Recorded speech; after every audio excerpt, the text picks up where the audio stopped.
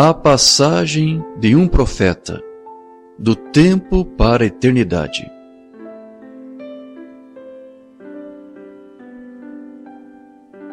A distância de Tucson, Arizona, a Jeffersonville, Indiana, é de 2.800 quilômetros. Leva-se 2 dias e meio para percorrer a jornada de carro, ao longo do que é conhecido como a Rota Norte, através do Novo México e cruzando diretamente o Texas, Oklahoma, Missouri e o ponto sulista de Illinois até o Vale de Ohio, na região sulista de Indiana. Para a família Branham, a estrada era em toda parte familiar. Desde a mudança para Tucson, há exatamente quase 3 anos antes, eles haviam retornado várias vezes para o seu lar em Jeffersonville, especialmente durante as férias de verão e feriados escolares. Durante esta visita, o irmão Branham planejava pregar pelo menos 2 cultos. Poucos dias antes de sua planejada partida de Tucson, o irmão Branham pediu ao irmão Billy Paul para contatar Banks Wood, um administrador do tabernáculo em Jeffersonville, para que ele fizesse os preparativos para o aluguel do auditório do Parkview Junior High School para a reunião. Ele disse que um dos assuntos que ele desejava falar era sobre o rastro da serpente. Tucson havia estado chuvoso por vários dias, e o mau tempo estava sendo previsto para partes do Novo México e Texas. Na noite anterior à partida, o irmão Branham e Billy Paul decidiram que eles usariam roupas de caça, calça jeans e jaquetas durante a viagem, algo que eles normalmente não faziam quando viajavam com a família. O irmão Branham gostava de sair cedo, e perto das 6 horas da manhã do dia 18 de dezembro de 1965, as 2 caravanas já haviam passado os limites da cidade de Tucson, dirigindo-se para o leste na Interestadual 10. Conduzindo na estrada em um Chevrolet vermelho claro, 65, estava Billy Paul, sua esposa Lois e seu filho mais velho, de 4 anos de idade, Paul. David, o bebê de 13 meses, havia ficado em Tucson com sua babá, Beth Collins. Seguindo logo mais atrás estava o irmão Branham, a irmã Branham, Sarah e Joseph, numa caminhonete Ford marrom claro. O carro era o modelo 64 e tinha aproximadamente 88.500 quilômetros no odômetro. Porém, ele parecia como novo. O irmão Branham era bastante detalhista com relação aos seus carros, e ele os mantinha impecavelmente limpos e em perfeito funcionamento. Ele normalmente trocava a cada 2 anos, e a nova caminhonete 66 que ele havia prescrito estava agora pronta para ser adquirida em Jeffersonville. No banco de trás, Sarah, de 14 anos, cuidadosamente introduzia os 2 aparelhos de um retentor nos seus próprios encaixes das novas braçadeiras que cobriam os seus dentes, e depois prendeu a correia em volta de sua cabeça que prendia no local o inconfortável aparato. Ela usava o retentor à noite e ocasionalmente durante o dia, embora isso dificultasse a fala. Porém, ela se lembrou que o ortodontista havia dito a ela que quanto mais frequentemente ela usasse, mais cedo ela poderia remover os aparelhos, e ela sorria enquanto ela se aconchegava no meio de seu assento para tirar mais uma soneca antes da parada para o café da manhã. Na outra extremidade do banco de trás sentava-se Joseph, de 10 anos de idade. Ele não estava com sono e não tinha intenção de se deitar, mas ele conferiu a fim de tornar seguro de que Sarah não havia cruzado aquela barreira invisível no meio do banco que separava a tua da minha. Não era com frequência que ele reclamava da metade inteira de um banco como sendo o seu próprio, e ele planejava desfrutar disso. Normalmente, o carro teria tido mais um passageiro, mas Rebecca, de 19 anos de idade, permaneceu em Tucson, embora esta fosse sua primeira vez a estar longe da família no Natal. Porém, ela tinha 2 razões para ficar para trás. A principal delas sendo que o seu noivo, George, estaria em Tucson por 2 semanas de licença do exército. O segundo incentivo para ficar havia sido uma sugestão do irmão Branham para que ela e sua amiga Betty, que estava de babá do pequeno David, usasse o tempo enquanto que o restante da família estivesse em Jeffersonville para mudar todas as roupas e os itens domésticos do pequeno apartamento na Avenida Park para sua nova casa aos pés das colinas. A mobília para a nova casa, a qual o irmão Branham e Rebecca haviam escolhido durante uma viagem de compra especial a Phoenix no dia 10 de dezembro, estava planejado para ser entregue antes do Natal. Isto parecia como um plano perfeito. Quando a família retornasse para Tucson no dia de Ano Novo, esse seria o seu primeiro dia no novo endereço. Tudo no local estaria pronto. Entretanto, dentro da caminhonete, os presentes embrulhados que a família trocaria no dia do Natal haviam sido cuidadosamente colocados em cima da mala de viagens para evitar de serem esmagados. As maiores caixas eram os presentes que o irmão e a irmã Branham haviam comprado um para o outro. Um novo terno marrom cor chocolate do J.C. Penney para ele e um colorido roupão forrado para ela.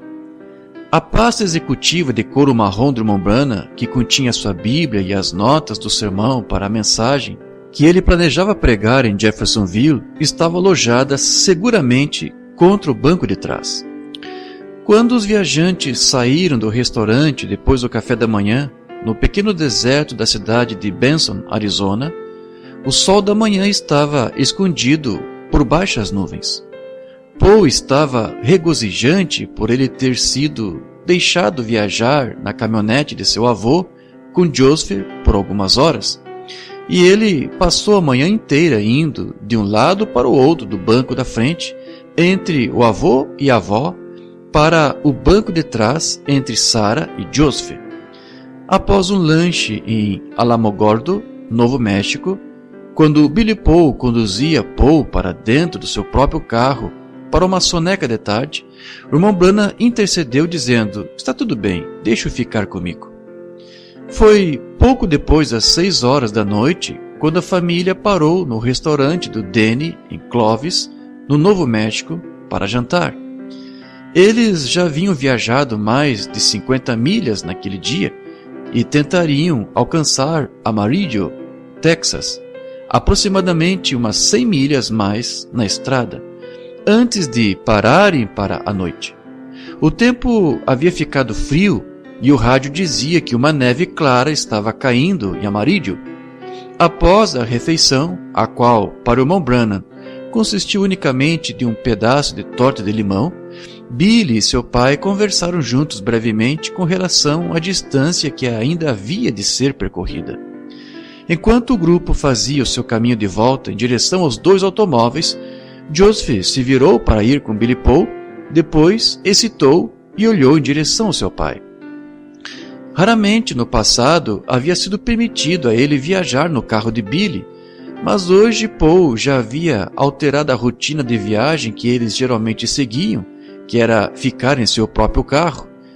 "Posso andar com Paul agora?" ele perguntou. O irmão Branham olhou para Billy para ver sua reação e então respondeu: "Certo, você pode andar com ele por enquanto." Eram 7 horas quando eles saíram do estacionamento do restaurante. Outra vez, o carro de Billy Paul estava guiando o caminho enquanto eles se dirigiam para fora da cidade. Os 2 garotos conversavam tranquilamente no banco de trás. Na caminhonete que seguia logo atrás, Sarah se estirou ao longo do banco de trás inteiro e logo estava dormindo. O retentor que ela havia obedientemente usado todo dia ficou esquecido em seu possuidor.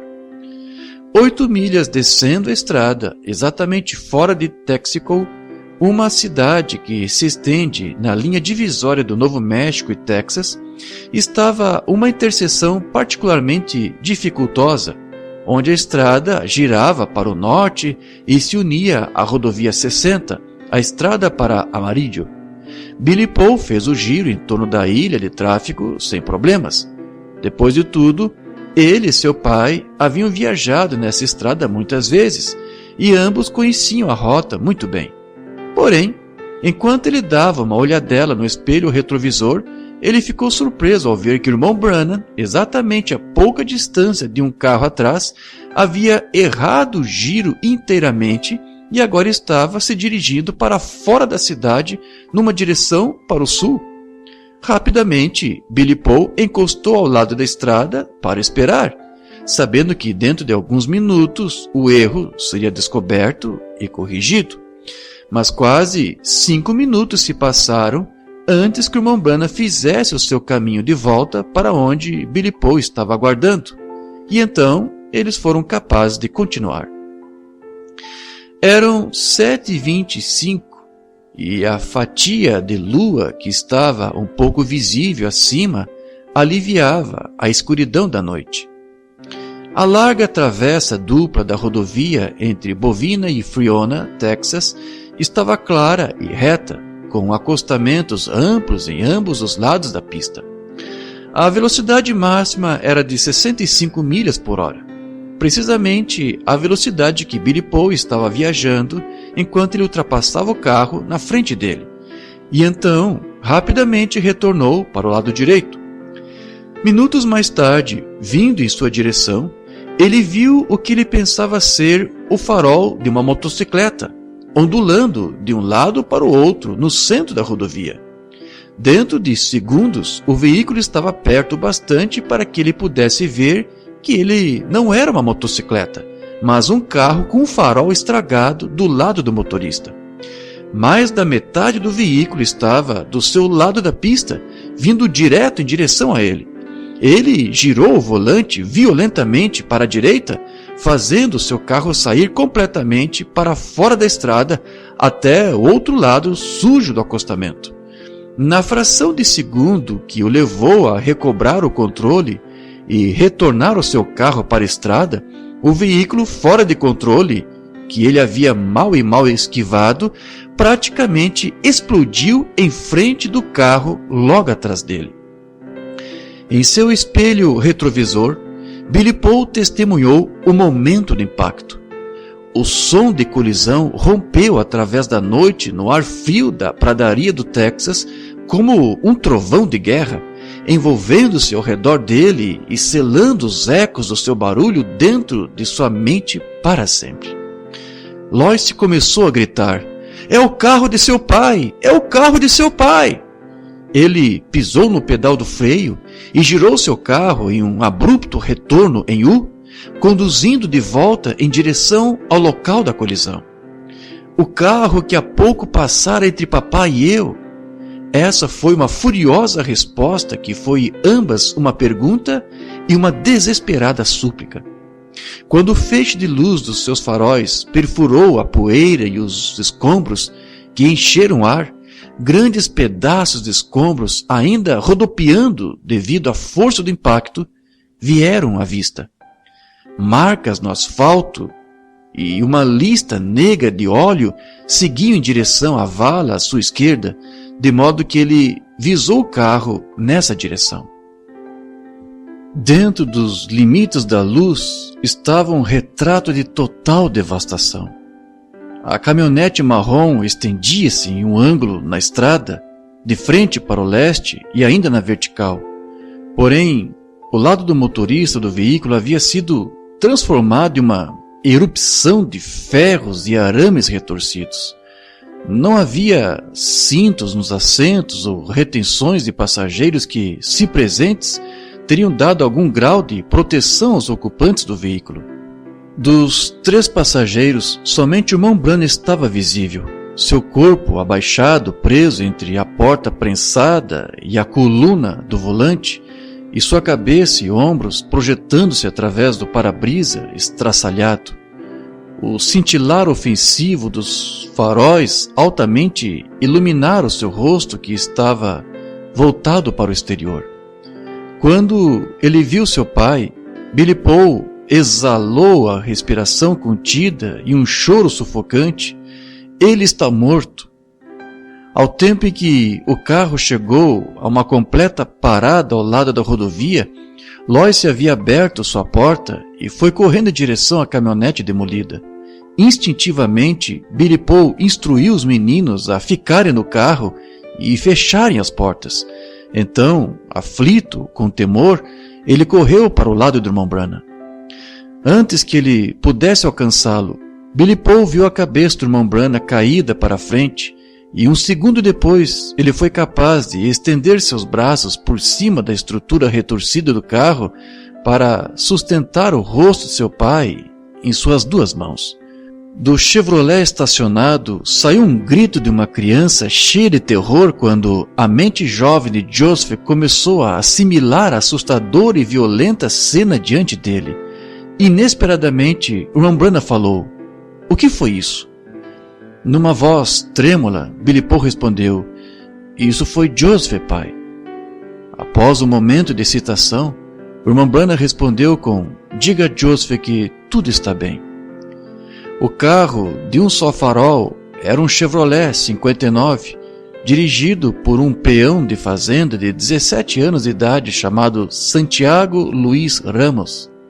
Há menos de 30 dias antes, Ramos havia sido solto do reformatório estadual e somente 3 dias anterior ao acidente, ele havia comprado o automóvel fazendo um pagamento de $100. Ele e os 3 amigos que passeavam com ele tinham estado bebendo álcool e eles tinham álcool no carro com eles no momento da colisão. Agora, o corpo de Ramos estendia-se com a face no chão no meio da rodovia. Ele estava morto e seus 3 companheiros estavam seriamente feridos. O motorista que estava viajando exatamente atrás do irmão Branham, o Sr. Buzzy, estava tentando socorrer os passageiros do veículo de Ramos. Vários outros que passavam pararam e outros foram chamados para que viessem ajudar. Friona, a cidade mais próxima, estava a 6 milhas mais para o leste. Atrás do assoalho do banco da frente, Billy Paul viu Sarah quando ela começou a gemer debaixo da bagagem que havia sido arremessada para a frente. No outro lado da caminhonete, Lois gritou: "Billy, sua mãe está morta." Ele se apressou em volta para onde a irmã Branham deitava em trevas no assoalho sob os estragos, prensada entre o banco e o aquecedor do carro. Momentos desesperados tic-taqueavam enquanto ele procurava por um pulso em seu pescoço e depois em seu punho, mas para nenhum proveito. Correndo de volta ao redor para o outro lado do carro, e inclinando-se tão próximo quanto ele podia sobre o seu pai, Billy Paul sussurrou: "Pai, sei que você está realmente muito ferido, mas eu não sei como remover você sem machucá-lo ainda mais. Tenho que esperar até que o socorro chegue. Posso ouvir Sarah e eu acho que ela estará bem, mas, pai, eu acho que a mãe está morta." O irmão Branham ergueu um pouco sua cabeça e perguntou: "Onde ela está?" "Ela está sob o seu lado direito," Billy Paul respondeu. Seu braço esquerdo estava envolvido nos escombros da porta do carro, e até mesmo um pouco mais de movimento deve ter multiplicado 100 vezes mais a ardente agonia que ele estava sofrendo. Mas, de alguma forma, ele esticou longe o suficiente com sua mão direita para que ele fosse capaz de tocar em sua esposa. Numa voz suave, ele orou: "Senhor, não deixes mamãe morrer. Sê conosco nesta hora." Dentro de instantes, a irmã Branham começou a se mover. E então Billy Paul ouviu-a gemer. Ele perguntou se ele deveria ou não tentar tirar sua mãe fora do carro. "Não, apenas deixa," seu pai instruiu. "E deixe Sarah também." O sustentado gemido de uma sirene de ambulância podia ser ouvida, apressando seu caminho através da escuridão. A irmã Branham e Sarah foram as primeiras a serem levadas para o hospital, enquanto patrulheiros da autoestrada e outros operários do serviço de emergência que haviam chegado ao local trabalharam com Billy Paul para remover o irmão Branham dos escombros. A ambulância fez uma segunda e depois uma terceira viagem do local do acidente para o hospital em Friona com o morto e os feridos do veículo de Ramos. 45 minutos se passaram e ainda todos os esforços para livrar o irmão Branham haviam sido em vão. Todos os meios à sua disposição haviam sido utilizados para tentar remover a porta do motorista, porém sem sucesso. Operários de salvamento sabiam que uma ação imediata necessitava ser tomada se houvesse qualquer esperança de sobrevivente. Da linha de tráfego, que se estendeu por 6 milhas em cada direção dos veículos demolidos, um homem dirigindo um caminhão com sistema de tração 4 rodas, equipado com corrente para puxar pesos, ofereceu seu veículo para a operação de salvamento. Em um movimento desesperado e perigoso, um operário prendeu sua corrente ao para-choque traseiro da caminhonete e a corrente no caminhão voluntariado foi atada à braçadeira que se estendia do teto ao capô do carro, no lado do motorista. Ao sinal de Billy Paul, o carro foi puxado simultaneamente de ambas as direções, causando o rompimento da extremidade frontal para dar flexibilidade. No espaço fracionário que foi criado, ele foi capaz de se arrastar sobre o ombro de seu pai e alcançar abaixo dos estragos para desembaraçar a perna esquerda que estava envolvida em volta da coluna do volante. O irmão Branham estava livre, pelo menos, do laço de ferro que o havia prendido. "Pegue-me, Paul", ele disse, enquanto ele caía nos braços de seu filho e foi puxado do carro. A ambulância levou somente 5 minutos para liberar o último e mais seriamente ferido paciente à sala de emergência do pequeno hospital em Friona. Billy Paul foi autorizado a andar próximo a seu pai pela curta viagem. Plenamente consciente, mas numa voz que estava em crescente apatia, o irmão Branham questionou: "Ainda tenho minha peruca?" Nos meses que antecederam o acidente, o irmão Branham havia usado a pequena peruca com crescente frequência. Porém, na volta da acelerada ambulância, seu questionamento parecia alarmantemente irracional. Até mesmo mais surpreendente foi sua reação à resposta afirmativa de Billy Paul. "Tire isso fora", ele orientou. Ternamente, Billy Paul pôs uma mão trêmula sobre a cabeça de seu pai e puxou várias vezes a bem fixada peruca, não o suficiente para ferir, porém o suficiente para que isso pudesse ser sentido. "Ela está apertada demais, pai. Podemos tirá-la mais tarde?" "Tire-a fora!" Neste momento, esta não foi uma solicitação polida. Olhando com dificuldade contra a semi-escuridão de seus arredores, Billy Paul tentou em vão ver os olhos de seu pai, conhecendo bem o olhar cortante que acompanhava aquela voz autoritativa.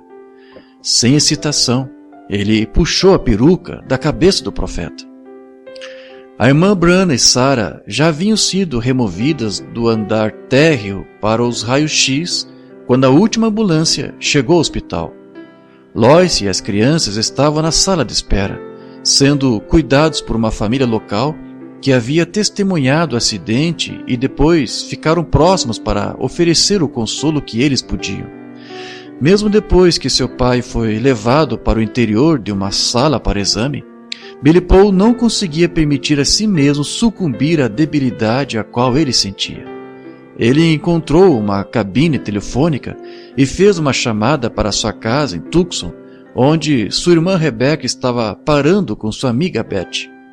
A equipe médica de plantão daquela noite não foi capaz de oferecer quaisquer palavras de encorajamento com respeito à condição do irmão Branham. Percebendo que eles estavam mal equipados para lidar com tantas feridas sérias, tão logo seus raios-x foram completados, eles prepararam para tê-lo transferido tão rápido quanto possível ao Northwest Texas Hospital em Amarillo, 70 milhas distante. Mas, ao contrário dos seus planos, várias horas se passariam antes que a transferência pudesse ser feita. Uma perigosa redução do fluxo de sangue em partes de todo o corpo produz uma condição que é conhecida como choque. A menos que a vítima receba uma imediata infusão de sangue, a prognose é coma e morte. Billy Paul havia pouco pendurado o telefone quando um dos médicos de plantão o chamou para um lado. Filho, nós não damos a seu pai muito de uma chance. Talvez ele entre em choque e não teremos sangue o suficiente à disposição para ajudá-lo muito. Eu preciso saber o seu tipo de sangue.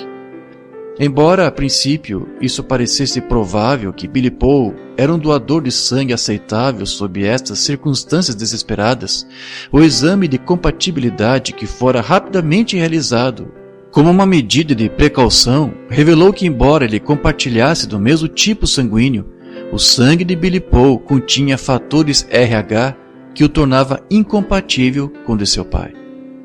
O xerife local, que também possuía o mesmo tipo sanguíneo, foi examinado ao mesmo tempo e reconhecidamente ele foi declarado ser um doador compatível. Perto da primeira bolsa de sangue que havia sido preparada, a pressão sanguínea do irmão Branham estava tão baixa que, a fim de até mesmo receber a transfusão, ele primeiro foi colocado em uma cama que havia sido ajustada de modo que ele estivesse quase de ponta cabeça. Durante as próximas 8 horas, eles foram capazes de dar-lhe 3 bolsas de sangue. Quando os médicos perceberam que levaria algum tempo antes que a condição do irmão Branham pudesse ser estabilizada suficientemente para permiti-lo ser removido ao hospital em Amarillo, eles rapidamente decidiram enviar a irmã Branham e Sarah na frente. Eles haviam dado a ambas as pacientes preliminarmente os cuidados que eles tinham a oferecer. Porém, elas também estavam em necessidade de tratamentos de emergência que somente eram viáveis em instalações mais amplas. Ambas, mãe e filha, estavam inconscientes e exames revelaram uma concussão, lacerações e ossos quebrados. Seus raios-x foram colocados em um envelope na extremidade de cada padiola e depois as pacientes foram cobertas com um cobertor extra e movidas à ambulância que as aguardava. Billy Paul estava agora sozinha no hospital, na sala de espera. Ela estava calma, exceto por um som de seu próprio coração batendo contra os seus ouvidos. Ele sabia que agora muitas pessoas estavam de joelhos em oração pela família Branham, e isso era uma grande consolação. Lois e as 2 crianças haviam aceitado o convite de uma generosa família e tinham saído para casa com elas por algumas horas de descanso. Os médicos vieram para relatar que a pressão sanguínea do irmão Branham estava mais ou menos alta e brevemente ele estaria pronto para a viagem a Amarillo, onde a equipe do hospital já havia sido alertada e estava preparada e aguardando por sua chegada.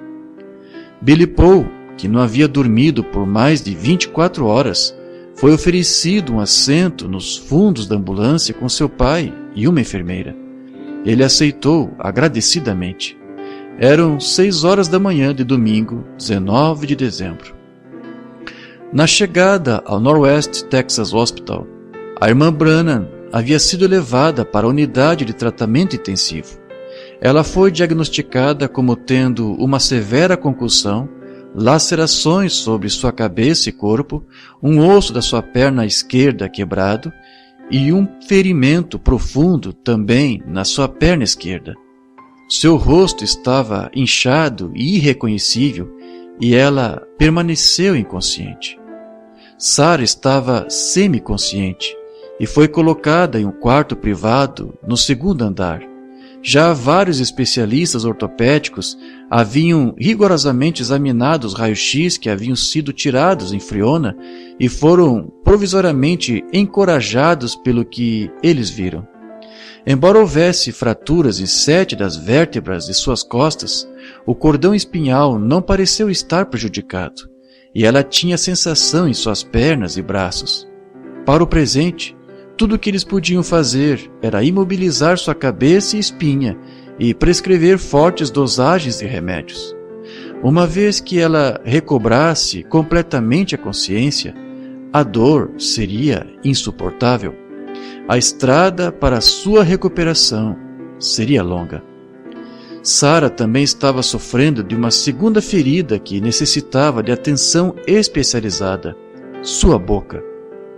Lançada violentamente para frente no momento da colisão, seu rosto havia prensado tão fortemente contra a traseira do banco da frente que os seus aparelhos estavam agora penetrados na carne de seus lábios.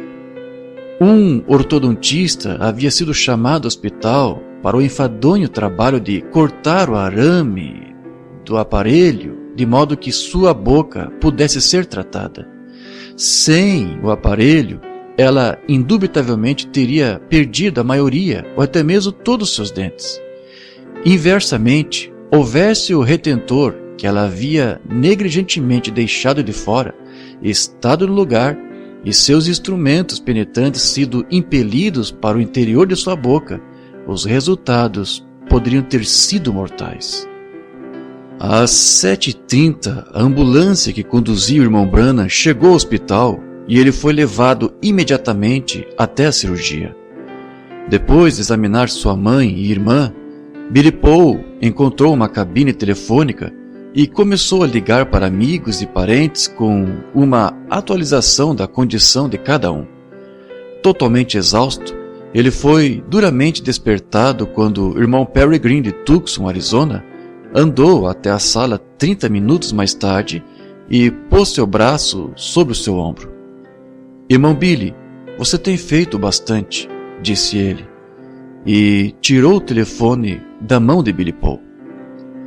A ampla sala de espera adjacente à unidade de tratamento intensivo, onde o irmão e a irmã Branham estavam sendo tratados, encheu rapidamente quando amigos e membros da família começaram a chegar de lado a lado dos Estados Unidos. Na metade da tarde, havia 30 rostos ansiosos aguardando para disputar uma visita à UTI que o hospital permitiu a cada hora para ver o profeta e sua esposa.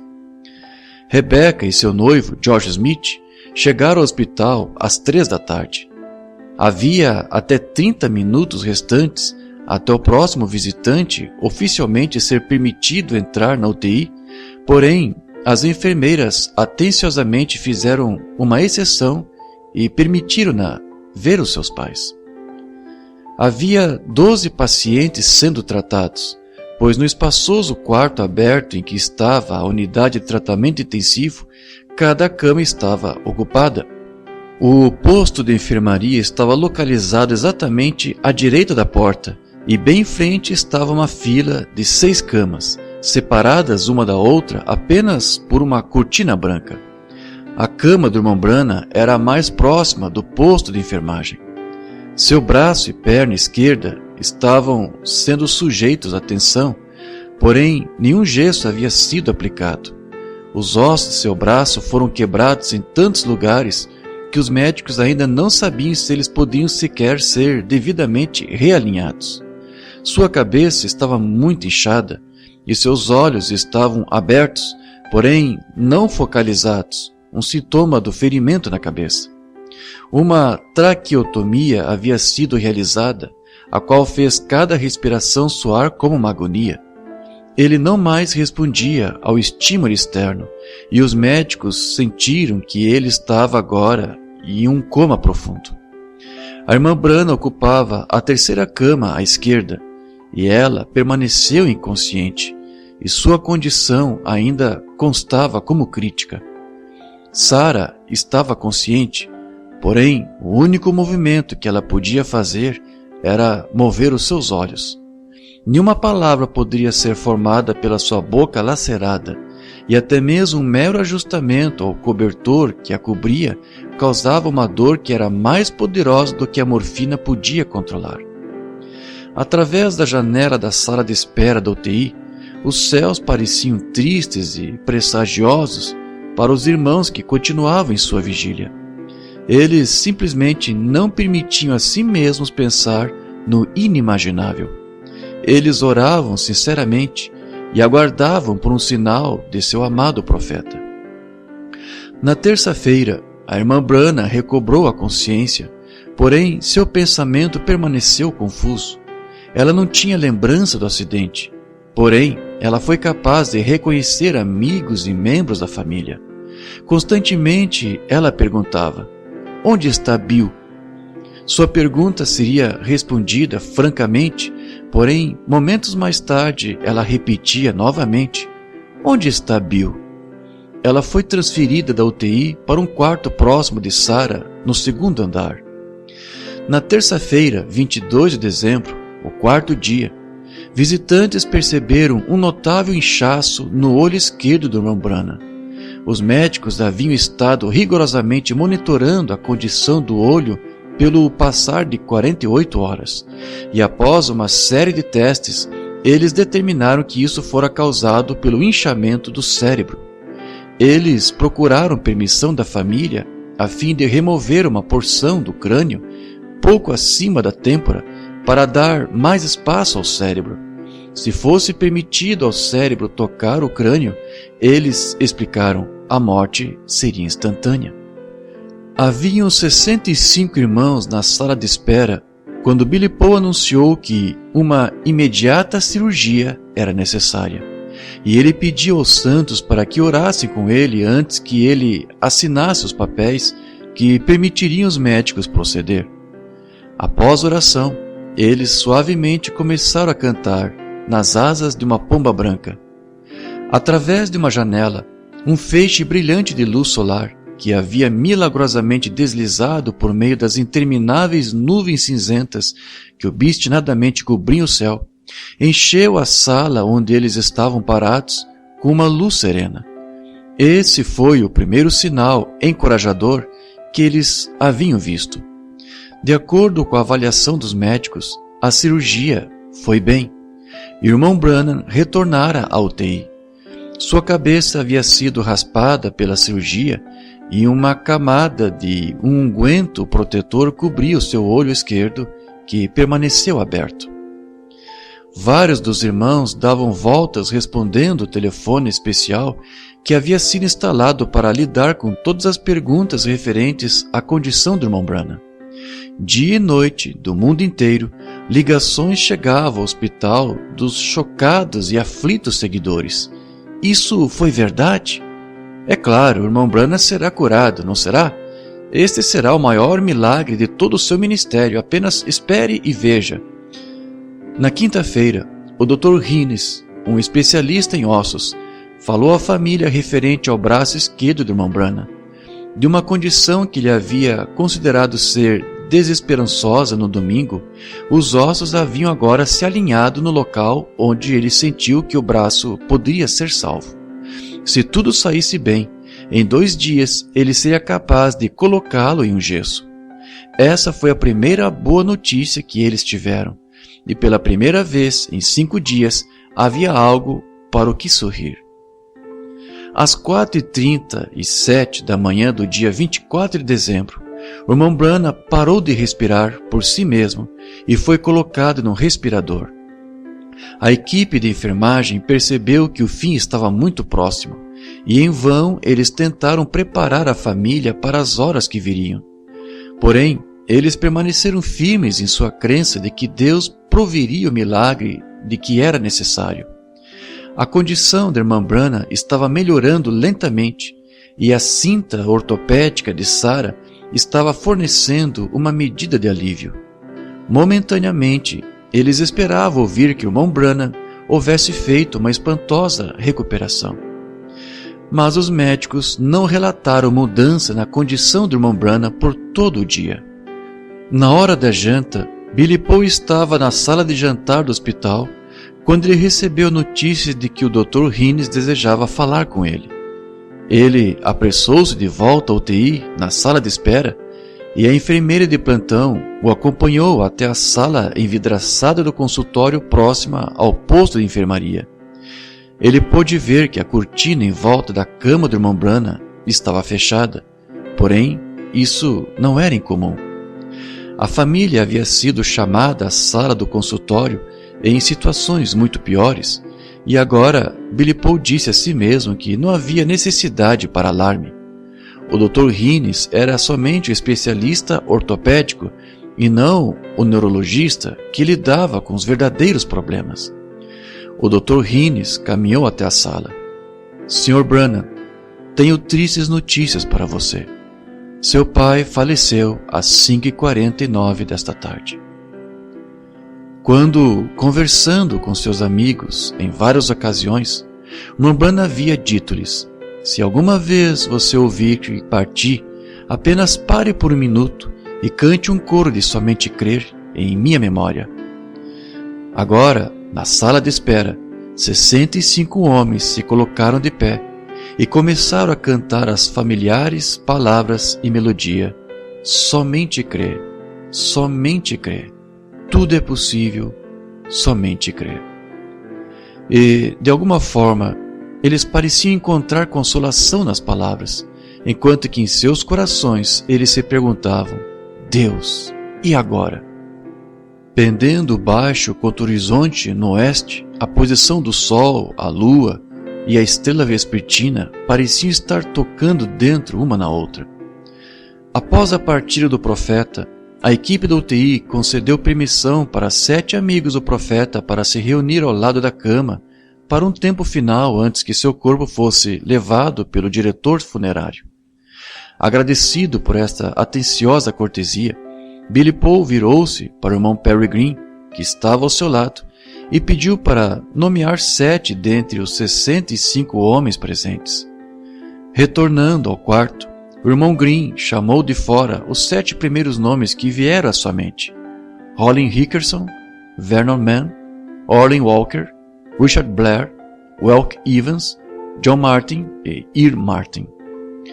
No dia 19 de dezembro, quando o irmão Branham foi trazido para a UTI, haviam estado ali outros 11 pacientes seriamente enfermos ou feridos também, sendo tratados. Durante as 130 horas aproximadas em que ele passou na unidade de tratamento intensivo, nenhuma morte ocorreu, e nem mesmo a de um homem cujo coração parou de bater 5 vezes numa única noite.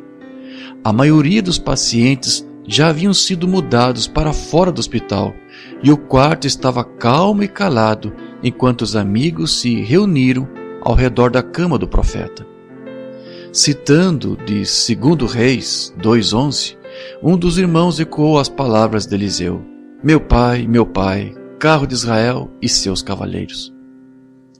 Tão logo os irmãos deixaram a UTI, o corpo do irmão Branham foi colocado sobre uma padiola e coberto com um cobertor cor avermelhado.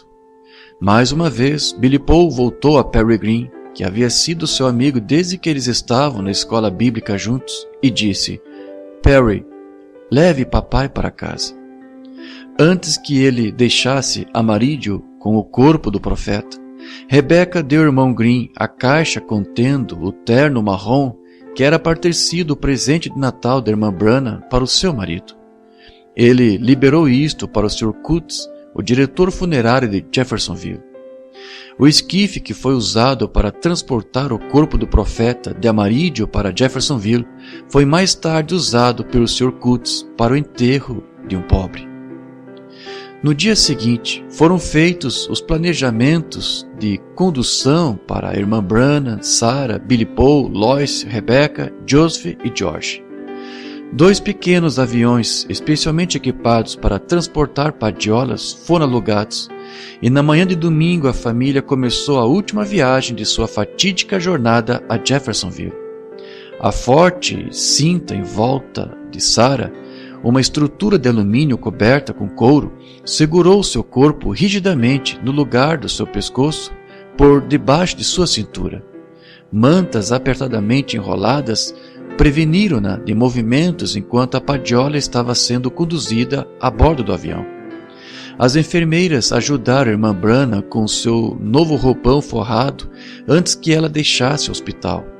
Ela havia solicitado para ser permitida a usá-lo, embora ela ainda não fosse capaz de sentar e estaria fazendo a viagem numa padiola. Amigos que estavam retornando para Tucson levaram Paul para casa com ele e cuidaram dele ali até que a família chegasse de volta à cidade. O culto fúnebre para o irmão Branham foi organizado em 29 de dezembro no Tabernáculo Branham. Centenas de pessoas abarrotaram o interior do santuário e transbordaram até os lotes de estacionamento para pagar suas considerações finais para um homem cuja vida e ministério anunciou a segunda vinda do Senhor Jesus Cristo. Ao chegar a Jeffersonville, a irmã Branham e Sarah haviam sido levadas de ambulância para o Hospital Memorial do Condado de Clark. Elas não foram capazes de acompanhar o culto fúnebre. Embora ele soubesse que atrasar o sepultamento do corpo do profeta provavelmente acenderia rumores que podiam ser rapidamente aumentados de proporção, Billy Paul sentiu que o direito de escolha onde uma Branham deveria ser sepultado pertencia a somente uma pessoa, a irmã Branham. Certamente, isso não era uma decisão a ser feita sem uma cuidadosa consideração, mesmo por uma pessoa capaz, e o fato permaneceu de que ela simplesmente não era capaz de tomar a decisão naquela ocasião. Embora sua condição estivesse firmemente melhorando, os médicos informaram a Billy Paul de que isto levaria semanas antes que ela estivesse suficientemente recobrada para entender completamente o que estava sendo solicitado a ela. A única escolha lógica foi adiar o sepultamento até que ela fosse capaz de fazer a decisão por si própria, o que precisamente é o que foi feito. Seguindo o culto para o tabernáculo, o esquife carregando o corpo do profeta foi retornado à casa funerária Coots, no centro de Jeffersonville, onde ele foi mantido em uma galeria por um período de pouco mais de 100 dias. Em 11 de abril de 1966, o irmão Branham foi sepultado no cemitério Worcester, que está localizado exatamente a uma quadra do Tabernáculo Branham. A irmã Branham foi liberada do hospital em 15 de janeiro de 1966. Sua recuperação da perna ferida levou vários meses e os efeitos da concussão permaneceram mais do que um ano. Ela nunca recobrou sua memória dos dias imediatamente após o acidente ou do acidente. A irmã Branham foi estar com o Senhor em 12 de maio de 1981. Ela foi sepultada próxima ao seu marido. Sarah permaneceu no hospital até o dia 5 de março de 1966, porém ela continuou necessitando da cinta ortopédica por mais 11 meses. Hoje, Sarah é casada e tem 8 filhos. A família mudou-se para a nova casa em Tucson, Arizona, em 23 de outubro de 1966.